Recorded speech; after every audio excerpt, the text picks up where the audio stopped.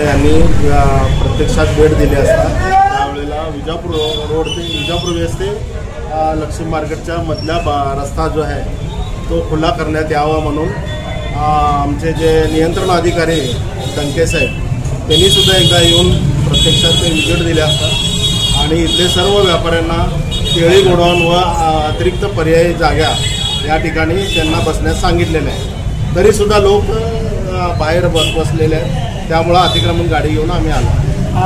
अनेक वर्षापासून इथं पर्यायी जागा भरपूर आहे, आतमध्ये ओटे सगळे रिकामे आहेत आणि समोर मोकळं मैदान आहे आणि त्यांना